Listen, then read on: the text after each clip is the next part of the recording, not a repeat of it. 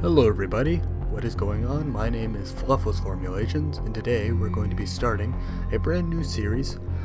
This is a game called UnderRail that was brought to my attention by a YouTuber named Manic Insomniac. I think that's what it is. Something along the lines. I'll put a link to his channel in the description. I saw him playing a bunch of this game, and it looked really cool. It looks like an old school, kind of a Fallout kind of thing. So the little bit that I know about this game, it is essentially like if there was a Fallout 2 style game, so it's like the isometric kind of turn-based combat exploration RPG, but it's set in almost like the I don't know if you guys have played the Metro games, but like Metro 2033 and Metro Last Light, in that sort of universe, in the sense of above ground is totally irradiated beyond any hope of ever being able to go up there again. So everyone has taken to the subways and the metro systems to make a new life for themselves down here. So this first episode is probably going to be a bit of a shorter one. I'm just going to go through the tutorial and kind of go through the character creation, and hopefully we can get that for at least kind of a start to the series, so you guys kind of understand what it is we're going to be playing. So we're going to play the game on normal. We'll look at the other difficulties, but we're probably going to play normal, because it says, you can't hover over it, okay, but it says this is the way the game is meant to be played, and I want to play the game the right way. So if we picked easy, this is for people who find the combat on normal difficulty too hard.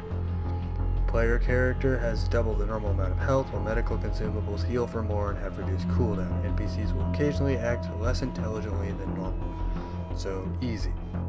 Normal provides a lot of challenge for the average hardcore gamer, and less room for error in combat. I don't know if I'm like a hardcore gamer. When I think of hardcore gamer, I always think of those people who like are always playing like Call of Duty, and they're like, oh, I have to drink Mountain Dew and eat Doritos and get like the highest KDA ever. So that's what I think of as hardcore gamer. I'm definitely a fan of video games, but I don't think I'm hardcore by any means. Then hard difficulty leaves very little room for error. Player character has reduced health, while medical consumables heal for less. Additionally, NPCs will act more intelligently. So that's probably for people who've played the game more. That might be something that if this series takes off and if I really like this game, then maybe I'll go back into a hard run. But again, I tend to have a record of not finishing games, so I have really wanted to play like an RPG like this though, because I've tried playing like Skyrim or like Elder Scrolls series or like some Fallouts or something on my channel before, and they just don't grip me as much as these kind of top-down isometric ones, especially ones like this and like Fallout 2 that have a lot more, like there's a charismatic talk your way out of it option for essentially the entire game, and they don't show you certain options unless your charisma is high enough. So it really makes sure that different builds have a different experience, and your intimidation, your strength, and all that does in fact have... I'm gonna put myself in offline mode here. I don't know why. Everyone is deciding to play games right now, and I don't need them popping up in the corner of my recording. Sorry about that. That's super annoying. Sorry. So the experience mode, the oddity XP system, I didn't realize there were two modes of experience actually. When I played this, I didn't actually look at this for too long. I just looked at the difficulty and clicked accept. So now I actually have a minute to look at this. So we have the oddity XP system. You gain experience by collecting oddities scattered around UnderRail and by completing quests. Higher end oddities are found in progressively more dangerous and hard to access areas. No experience is granted for skill usage or for killing, though some oddities are only dropped by creatures. Okay, so I've actually never heard of that kind of experience system before. It's super interesting actually. And then classic, you get experience for kills and completing quests. We're probably going to go with the oddity system because I've never heard of that before, and I'm very intrigued to try that out. Okay, so we have character customization. Enter name. We're going to go ahead and just name them Fluffless, because that is my name. Also, sorry if like my voice doesn't sound as loud, and I don't know if the balance is weird or something, because I have to use a different screen recorder for this game, because I don't know, the NVIDIA Shadowplay, the stuff I normally use, decided not to capture this, so I have to capture it through Bandicam, and it's kind of annoying. So sorry about that. So of course level 1, I don't think you can edit your level. So it looks like pretty standard RPG stuff. You get 5 points to kind of throw throughout. You can change male or female, it doesn't really matter. I'm gonna pick a male because whatever. So let's look through our portraits. We have nothing. It could be cool. We have Cyber Dude, Deranged Doctor Man, maybe? Oh, that guy looks edgy. Edge Lord. We have, what? Okay, so a lot of options. There's so many options. It's actually impressive how many options there are. Really impressed. Ooh, that guy looks kind of cool. Pretty neat. Oh, Cyborg. Cool. Oh, Punk Dude. Or you could do... Oh, that resets everything. Okay. I was gonna say, can we have Punk Lady? Because that might be kind of cool. Punk Lady. Okay, that's pretty neat. Pretty neat indeed. I like all these options. That's cool. I suppose this character portrait's what you're gonna see for the entire game, so it's good to have options. We could be like Doom Guy. Let's see what all we have. So many options, like, oh my gosh. We're gonna pick probably someone with like a mask or a helmet or something, because, you know, that way our character can, in theory, look however we want. We're gonna go with the cool cloaked gas masked friend, because he looks cool. Okay, so let's see what these do before we start assigning points. Measures your character's muscle power, it affects melee damage and carry capacity. Important for characters who intend to use heavier weapons. Assault rifle counts as a heavy weapon? Is SMG the light equivalent, maybe? I'd like to do kind of a speed-oriented character, like someone who can talk their way out of a lot of stuff and is relatively speed-oriented. So probably not going to do a lot of strength. Dexterity, character's reflexes, hand-eye coordination, and finger nimbleness affects lockpicking, thievery, throwing, and initiative. Increases crit chance of melee attacks. Also reduces action point cost of unarmed and light weapons. Okay, we're definitely going to put some points in that. Character's reflexes and fleet-footedness. It's a strange thing to read, fleet-footedness. I don't think I've ever read that. I can't say I've ever read that before. I also can't apparently speak today. As well as the affinity towards other athletic and acrobatic activities. Among other things, it affects dodging, evasion, initiative, and movement points. It also allows the character to move more quietly, increasing stealth. Cool. I like the thought of...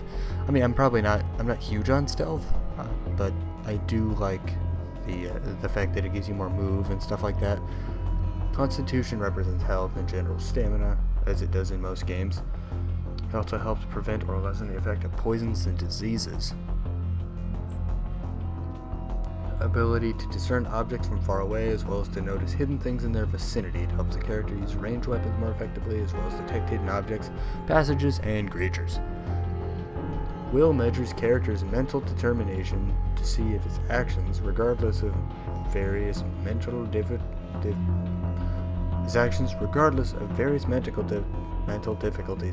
That's it. That's all I had to say. Mental difficulties. Wow, I'm having a hard time reading today. Such as pain, suggestion, and overwhelming odds, as well as his force his will onto others in the environment. Heavily affects the psi discipline, as well as psi point regeneration. I don't know what psi is. It's like psychic. I don't know if I want to use magic. I don't know. Maybe. Intelligence determines how well the character learns and reasons. It's important for a character that focuses on science. And all disciplines are dependent on it. It also affects psi point regeneration. So I think if we were going to build someone like me, we would do hand-eye coordination, agility, not that much, maybe pull back. Put some will, intelligence. We'll do one more agility and one more oh, I can't. Okay. We'll probably do intelligence as his highest stat because, you know, if it means he's better at learning, that's pretty important. Okay, so we have 120 points. Wow. Okay, so let's do... I don't know anything about psi. I don't. I played it for, I don't know, 5 or 10 minutes just to see if it looked like something I was interested in, and it looks really cool, but I didn't, the option came up for Psi, and it was like, oh, you can do a thing to access Psi power. It's relatively early in the game. Probably won't get to it this episode, but next episode we'll come across this scenario, and I decided not to, just because I didn't truly understand it. It sounds like what this is saying, thought control, to initiate and control temperature change, and exert mental force, so like shoving people and stuff with psychic powers. Seems weird to me. Okay, I think what we're gonna try and go for is a guy who is pretty. He's not gonna be probably he's not gonna have high intimidation, but I'd like to think he has high persuasion and mercantile. So how many points can we put into things? I think we'll max those 2 skills out, because I would like to think I'm a relatively well-spoken person when I have the time to kind of think on it. So I'm going to try and make this guy pretty well-spoken. And we still have 90 points, so we're pretty good. Electronics. It's primarily used in crafting. Give him, like, 6. Same with mechanics. We'll give him like 5, something like that. Okay, for hacking, we'll give him a little bit, because he probably is half decent in electronics, you know, like 10.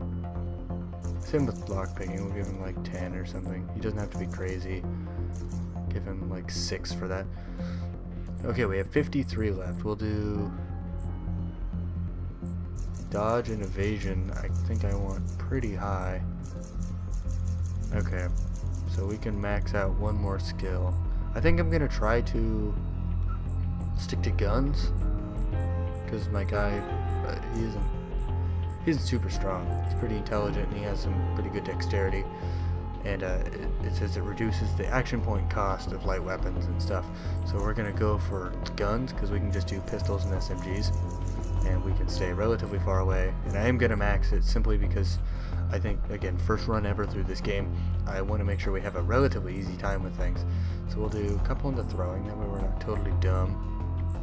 I don't know how.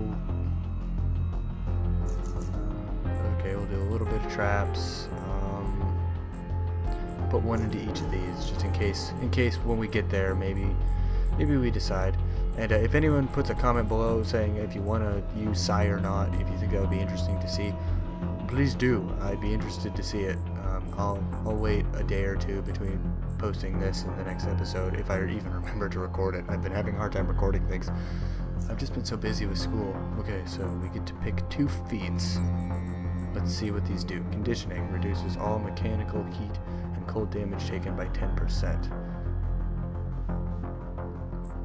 Expertise, your non-critical firearm, crossbow, and melee damage deal additional mechanical damage to your level. So not your main weapon?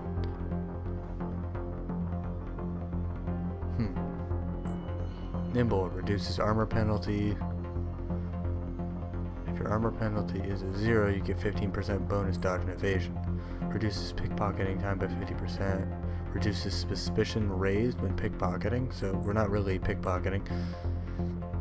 I didn't really put any points into that. So we have Opportunist. Increased damage against rooted, stunned, and incapacitated targets by 25%, and against low targets with 15% with weapons. Cool. Increased carry capacity by 50%. I like that. Always additional carry capacity is always an appreciated perk. So that's towards the top of the list, I think. Everyone is out to get you, and you don't. Detection increased by 20%, and initiative by 5, and chance to get critically hit reduced by 3%. Also, your weapon and unarmed damage is increased by 30% against stealth targets. Okay, so you're kind of freaking out. You just so you're uneasy all the time, but it means okay. So you're pretty aware of things. Oh my God, how many freaking are there? Oh, we can't get all of them right now, so we should turn off show all. So these are the ones that we have. Okay. Quick Pockets provides you with extra utility slot. Reduces action point cost of equipping items during combat. That might be helpful. Increase your chance to get critically hit by all, or to critically hit with all weapons by 7%, but also increases your chance to get critically hit. So kind of a risk-reward thing. Increases perception by 3% for the purpose of detecting hidden passages and secrets. Okay, sure. Step. You can safely navigate caltrops and puddles of acid. That might be really nice, actually. I don't know how frequent those are, but that could be pretty nice. You can activate the sprint ability, which grants you an additional 30 movement points for 2 turns, only effective out of stealth. That also might be pretty nice to be able to run away. I'm gonna get that, because I'm a baby, and I'd probably want to run away. And I think we're gonna do Pack Rat Hound, whatever that is, because carry capacity is always a nice thing. So we filled out all 3 of these, and we are ready to begin. Let's do it. Start our adventure. I'll do like the tutorial thingy, I think. Hadrian Tanner. Alright, last topic, of course. Earthquake repairs. What's the situation at the South Tunnel?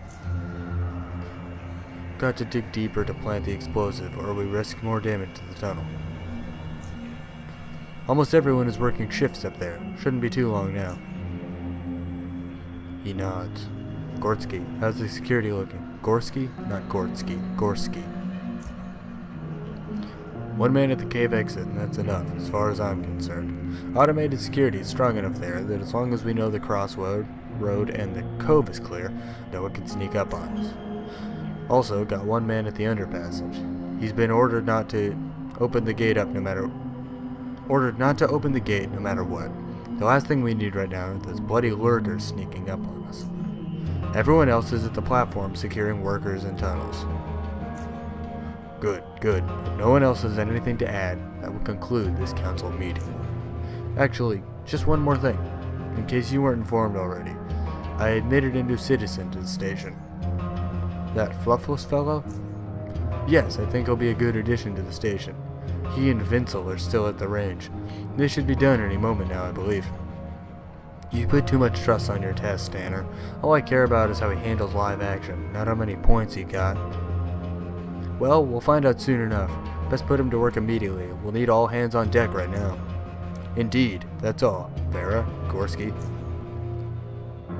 This is cool. I like the art style too. It actually reminds me of the 3D graphical patch for NetHack. I don't know if you guys have ever played that. It's like an super old school roguelike, but that's kind of reminds me of one of the graphical patches. Just this art style. It looks nice. It's very much stylized to be like an older looking game, and I love it. I think it's great. An unexpected yawn erupts from Vincel.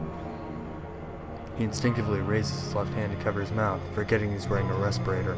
A tiny smile creeps across your face at this fact.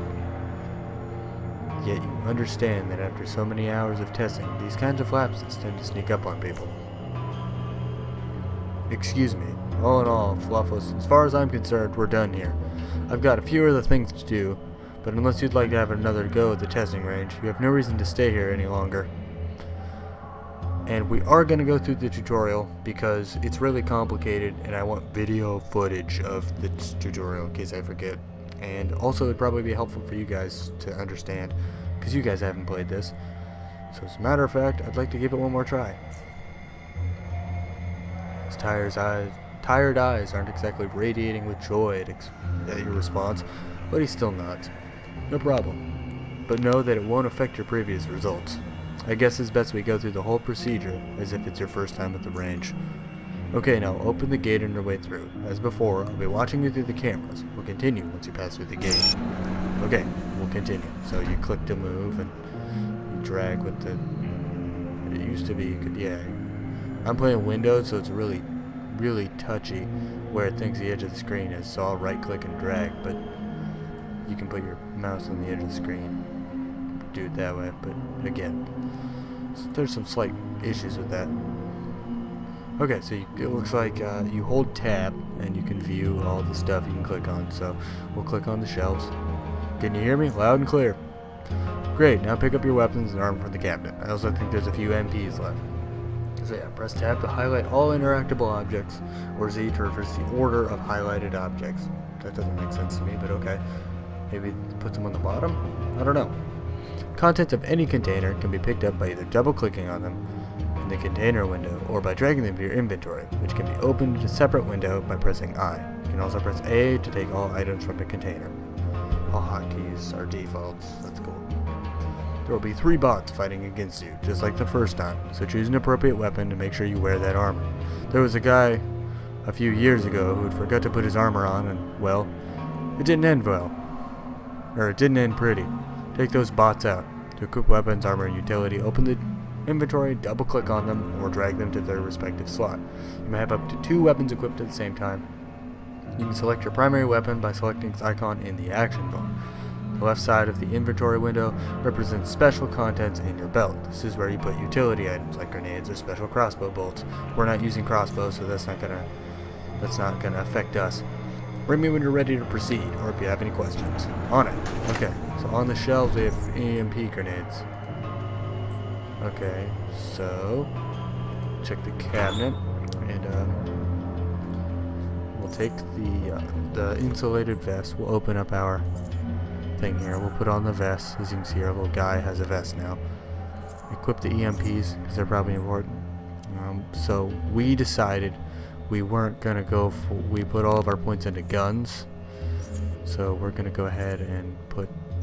So we have to grab the bullets. And the way that this works is you right-click on the ammo and then you decide to reload weapons. So you right-click on it and say load the gun. It'll say that you're reloading. Now the gun's loaded. And we will take the knife. No, I didn't mean to take the hammer. Shit. I guess not shit. No, don't equip that. I don't want to equip that. I just want to put it back in the... I'm not going to use it. Okay, so we will equip the knife though. Okay. So, I'm ready. Let's do it. Okay, so over here you can see these are our movement points. We get 29. And then we have action points in general, which is used for performing whatever, like anything else. These are points that can only be used for movement. If the movement's used up, it starts using these. But these yellow points can't be used for shooting and stuff. So it's just stuff to keep in mind, kind of stuff. Okay, so I think what we're gonna do is press Q to use our EMP grenade and take them all out with one. Just bam. What? Oh shit. Okay. Short-circuited that one too. Awesome. And then what we have the option to do is we can end your turn. And they're all short-circuited, so they can't do anything. And we can press enter, which will end combat. Since there's no one being hostile, we can just leave. Also, we broke the camera, which I think was a scripted event, but I don't know. Okay, so now we have this locker here. Good job. Now I want you to pick up the items inside that locker. There should be a battery, a hacksaw, and 2 lockpicks inside. Use the lockpick to unlock the door. In the next room, you'll have to unlock the footlocker as well as the box before you get through. To open mechanical locks, you'll need high enough lockpicking skills. For electric, high enough hacking. Okay. Use a lockpick can be done either from the inventory or more easily from the action bar. In the first case, right-click on the lockpick and then left-click on the object. In the second, drag the lockpick into the action bar, select it, and then use it on an object. Okay. I'll bring you if I have more questions. Okay, so take all of it. So if we go to our stats, let's see, we had hacking's pretty good, lockpicking's pretty good. Awesome. So we're pretty good at both. And I think what we're going to do is we're going to put the lockpicks in our action bar. And what we have to do here, this thing isn't charged. This is a tool used to hack. If you can't just hack on your own, so you can take one of these, drag and drop it, or not drag and drop it. You right click it and say charge, and click on the hacksaw. Your hacking helper thing. So say we want to charge this. So now this thing is charged. That's good. That's what we want. It's not all the way charged, but it's charged enough. Oh god. Oh no. Okay, so that's cool. Now we can press 5 and click on this door and we'll lockpick. And since our lockpicking is pretty good, we can actually lockpick our way out. So the lock's been disabled and we can open it and enter the room. That's pretty cool. So, bang.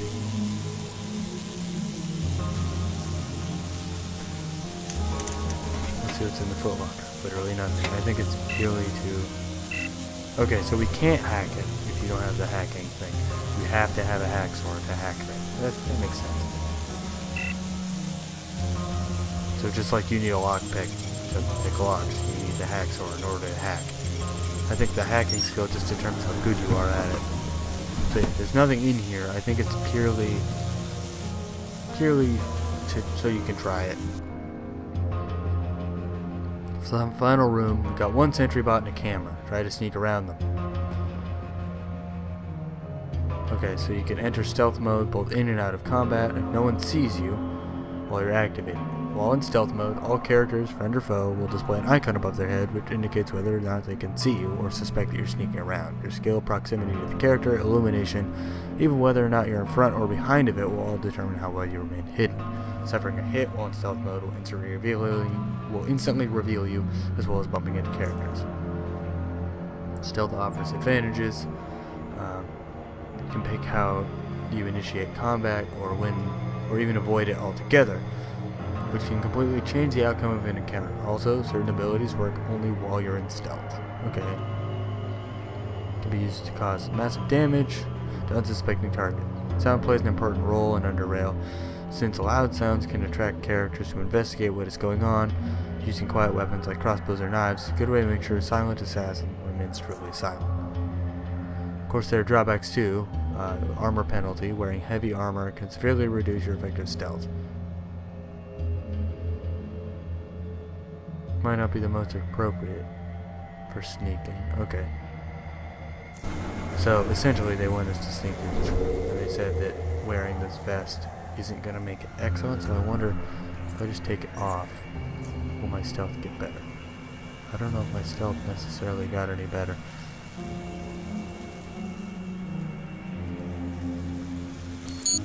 Uh-oh.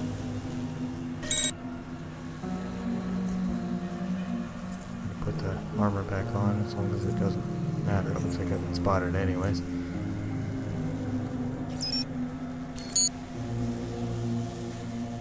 Go hide. Run, run. Okay, so can I blow up the security camera? Because it's being a bitch. Bam. Okay, so I don't have any more moves, so I'm getting shot. I don't think you can die because it's the tutorial, but still. Go ahead and blow up the camera because, God, it's being an annoying piece of shit. Okay, yeah, again, can't take any damage, it's the tutorial. But we will hopefully shoot you. Now the camera's broken, probably going to get dinged for that. Pull up the sentry bot as much as we can. Also, you can see our clip, our mag, is falling apart here. So that's something. That's something to keep in mind. Like, cause you have to. I think you can just right click on it. Can you right click on your weapon and just reload it that way? There's not a quick reload button. That's annoying. Okay, so you have to go in, find your ammo, and click reload. That's interesting. Okay, so what we're gonna do is we're just gonna run, because I think there's stuff over here. I thought. Is there not stuff over here? Can you not, like, rotate the camera or something? Is that not an option? Can I move the camera by any other means? Okay, doesn't look like it. I guess we'll just shoot him. There's no other... No, I didn't mean to move. It's not what I meant. I wanted to just shoot him, but that's fine. Yeah, I guess we'll just shoot him dead, because there's no other option.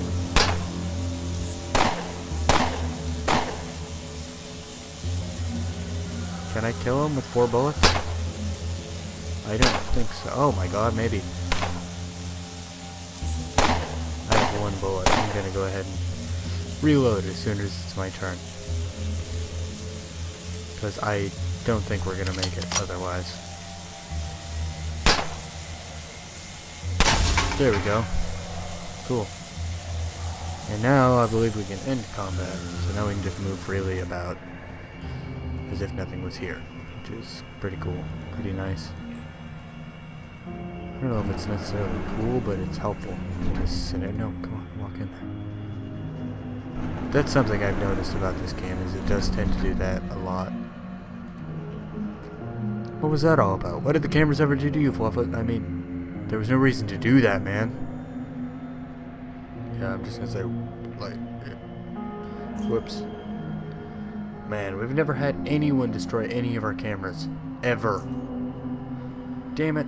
I'll take care of this. Harold, could you come over here, or I'll think of something. So he's pissed. Do you guys want me to read the green text? I can or I can't, just whatever you guys want. So just leave a comment down below in the video. And give it a like and subscribe while you're at it. I mean, why not? You're already putting stuff on the video. Anyways, are we finally done? I'm done. Let's check out my room. I have no doubt you'll like it. I haven't seen any newcomers complain. He laughed, ha ha ha, and I cried. That's probably how that went, right? I'm just crying because he's laughing at me. Nothing more to say than congratulations again, Fluffless, and welcome to Southgate Station. Go get some rest. See you around, Vincel. Alrighty. So we go off and get some rest. I'm gonna cut the video here. Thank you guys so much for watching. Hopefully you guys enjoy what you see. If you do, feel free to like, comment, and subscribe. If you guys want me to keep doing this series, please leave a comment down below or message me on Twitter at Fluffless Streams, I think is what my name is on Twitter.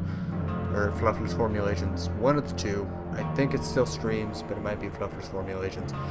Anyways, I'll put a link to that down in the description as well. So, thank you guys for watching, and I'll see you guys next time. Bye-bye.